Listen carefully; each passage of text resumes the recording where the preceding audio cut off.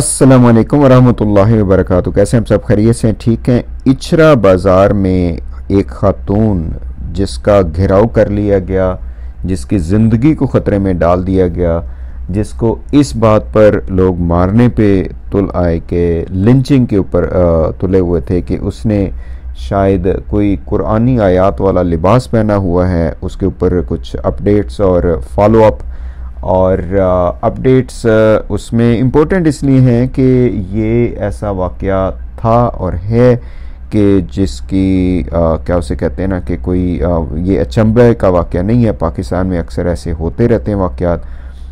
ये सियालकोट में जो हुआ था वो आप सबके सामने है, तो इसलिए इसको फॉलो अप करना और इस पर जो है ना बात करना, वेरियस एस्पेक्ट्स को देखना ज़रूरी है। तो बहरहाल जी, इसमें तफसीलात जो सामने आई वो ये कि ये ख़ातून और इनका जो हस्बैंड है ये बता रहे हैं कि ये दुबई से इन्होंने ये ख़रीदा था और उनके ख्याल में ये एक फ़ैशन डिज़ाइन है, दैट्स इट। उन्हें नहीं पता था कि इसके ऊपर ये तमाशा खड़ा हो जाएगा। And they came to Pakistan to see some business opportunities, और वहाँ पे उनके साथ ये मसला हुआ। एक होटल में ठहरे हुए थे ये लोग लाहौर में, तो वहाँ से इचरा बाज़ार इन्होंने कहा कि हम देखते हैं, तो वहाँ चले गए। वहाँ की तफसीलात के मुताबिक एक साहब जो जहाँ पे ये खातून बैठी हुई थी, एक छोटा सा रेस्टोरेंट टाइप है, वहाँ पे ये खाना नहीं खा रहे थे। उन साहब के मुताबिक जो असल में लोग कह रहे हैं कि ये हीरो हैं, तो उनका मैं आपको तफसील बताता हूँ। तो इनके मुताबिक ये ऐसे गुजर रहे थे पास से, तो पीछे से दो लोगों ने इनको देखा जो कि मोटरसाइकिल पे थे, तो उन्होंने इनका पीछा करना शुरू कर दिया। और वहीं पे ही एक बंदे ने कहा कि आपने ये कपड़े क्यों पहने हुए हैं, इस तरह का लिबास क्यों पहना हुआ है। तो उन्होंने कहा कि भी आप कौन होते हैं मुझसे पूछने वाले। तो वहाँ पे बस एक शोर उठ गया और लोग जमा होना शुरू हो गए। तो ये साहब जिनका वो छोटा सा रेस्टोरेंट है, यूँ समझे कि आगे ठेला सा लगाया हुआ है उन्होंने खाने का, ये कहते हैं कि जब हमने सूरत हाल को देखा तो हमने कहा कि ये बड़ा मसला ख़राब हो सकता है। बता रहे हैं कि वो खातून बहुत ज़्यादा डरी हुई थी। ज़ाहिर है एक यूँ समझें कि जब ये आपको नज़र आ रहा हो कि ये लोग इस तरह के कह रहे हैं जी इनको हम मार देंगे, हमको ये कर देंगे, तो फिर और क्या होगा।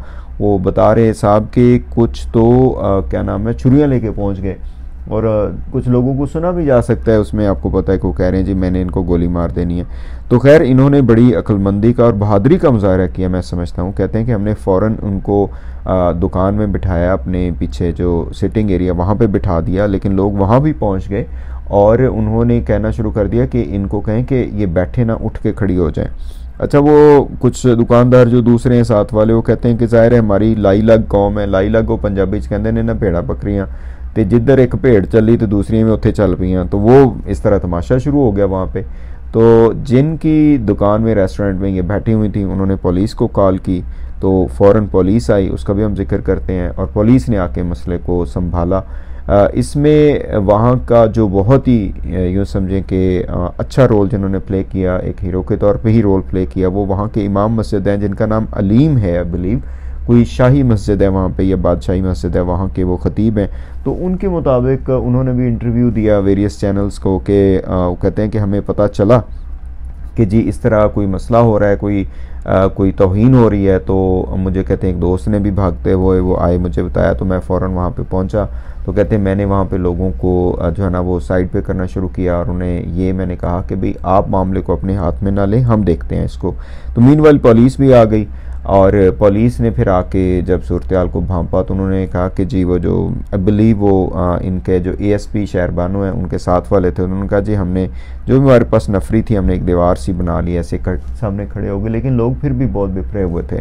तो उसके बाद से फिर देखा जा सकता है कि वो कहते हैं कि हमने डिसाइड पूछा कि क्या करना चाहिए, तो कहते हैं कि बेहतर ये है कि इस खातून को जो है ना हम थाने ले चलें और वहाँ पे जाके हम जो है ना सूरत हाल को देखते हैं। तो कहते हैं कि हमने कलेक्टिव डिसीजन के तहत उनको उनकी हिफाजत के लिए उनको थाने जो है ना हमने शिफ्ट किया।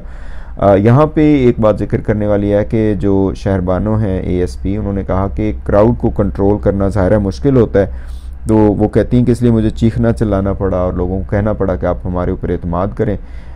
तो इस वजह से जो है ना वो लोग थोड़ा सा उनको हौसला भी हुआ, लेकिन लोग जो हैं वो बहुत ज़्यादा मुश्ताल थे। अनफॉर्चुनेट है, ये सुना भी जा सकता है उस वीडियो में।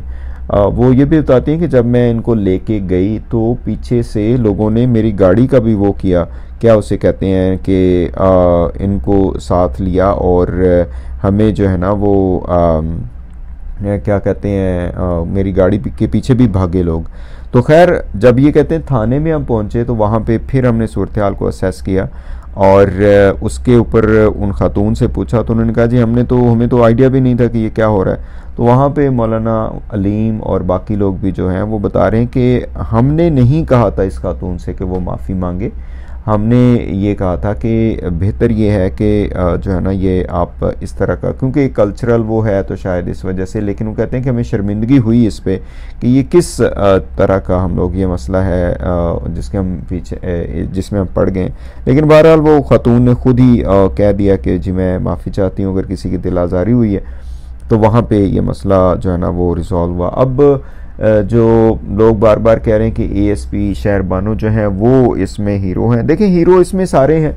मैं समझता हूँ कि सभी लोग के जिन्होंने भी इसमें रोल प्ले किया, इस एक तो शर्मिंदगी और दूसरे नंबर पे इंसानी जान का जाना उनका, तो वो जो दुकानदार भाई हैं उनका बहुत शुक्रिया इसमें अदा करना चाहिए, मौलाना साहब का भी शुक्रिया अदा करना चाहिए और इस तरह पुलिस का भी और बाकी अवाम का भी कि जिन्होंने थोड़ा सा होश के नाखन लिए। लेकिन ये हमारे माशरे की एक पैथोलॉजिकल सिचुएशन को शो करता है कि किस कदर जो है ना वो नाबल्द हैं, किस कदर विजडम नहीं है, किस कदर एजुकेशन नहीं है और किस कदर इमोशनल हैं। मतलब देखिए ये जो क्या नाम है टॉपिक है, इस पे मैं तो ये कहूँगा कि हमारे उलमा को आगे आना चाहिए और इस पे लगातार जो है ना कौम को ये बात बतानी चाहिए कि हर चीज़ में इस तरीके से आप तौहीन को नहीं लेके आ सकते, और अगर आपको है भी तो हमारे पास लॉज मौजूद हैं, आप कॉम्पिटेंट अथॉरिटीज़ को कहिए, वो इसको इन्वेस्टिगेट करेंगे। अभी तक जो सूरत हाल सामने आई है उसमें ये देखा जा सकता है कि बहुत से लोग जो हैं वो इन लॉज को जो है ना वो लोगों के ख़िलाफ़ यूज़ करते हैं अपने मकासद के लिए। ये जैसा कि सियालकोट में हुआ कि असल में तो काम नहीं कर रहे थे वो लोग, और वो जो मैनेजर हैं अल्लाह उनकी मग़फ़िरत करे, उसने कहा कि भाई आप काम करें, तो वहाँ पे जनाब वो उन्होंने कहा कि चलो जिसके ख़िलाफ़ हम ये कर देते हैं। बहरहाल जी वो ख़ातून जो हैं वो मौलाना साहब के मुताबिक हाँ वही कहते हैं कि हमने उनसे नहीं कहा था कि वो माफ़ी मांगे, लेकिन एक मुतालबा बार बार लोगों की तरफ से भी आ रहा है कि वो जो गुंडे हैं जिन्होंने ये सारा कुछ किया या जिन लोगों ने भी किया उनको सामने लाएं, उनसे माफ़ी मंगवाएं।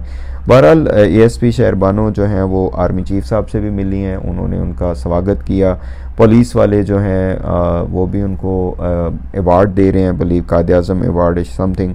यहाँ पे मैं कहता चलूँ कि ये बहुत अच्छा इकदाम है चीफ ऑफ आर्मी स्टाफ की तरफ से भी, लेकिन चीफ ऑफ आर्मी स्टाफ को ये भी सोचना चाहिए कि पुलिस की तरबियत में और क्या क्या कमियाँ हैं, कहाँ पे आग लगा रहे हैं पुलिस वाले, और जहाँ पे रियासत को काम करना चाहिए वहाँ पे नहीं करती है, जहाँ पे नहीं करना चाहिए वहाँ पे करती है। अब इस तरह के मॉब्स को कंट्रोल करना एक पुलिस ऑफिसर को इस तरह के उसकी ड्यूटी में है, वो शामिल है, लेकिन वो चूँकि मॉब्स को कंट्रोल करना जो है ना वो हमारे इदारों का भी बस की बात नहीं होती, तो वो ये सारा कुछ होता है। साथ साथ फिर ये भी देखने की ज़रूरत है कि जो हमारे ये सियासी लोगों को जिस तरीके से पकड़ा हुआ है, जिस तरीके से उनको ज़दोकोब किया हुआ है, आर्मी चीफ साहब को उस तरफ भी तवज्जो देनी चाहिए, और पुलिस जिस तरीके से लोगों का घर चादर चार दीवारी का वो कहते हैं ना कि ख़त्म कर रही है उसको, उसकी तरफ भी तवज्जो दें। बहरहाल फिर भी अल्लाह का शुक्र है कि ये मसला जो है ना वो खुश असलूबी से हल हुआ। मैं पर्सनली इसमें समझता हूँ कि इसको एजुकेशन के लिए ज़्यादा यूज़ किया जाना चाहिए ताकि लोग जो है ना वो इस तरह की पागलपन की तरफ ना जाएं और ये वहशियानापन ना दिखाएं, और स्पेसिफिकली दीन के नाम पे तो बिल्कुल ना दिखाएं। दीनी हमीयत और गैरत रखें, लेकिन लॉज को फॉलो करना that is the most important thing. Thank you so much everyone, stay blessed.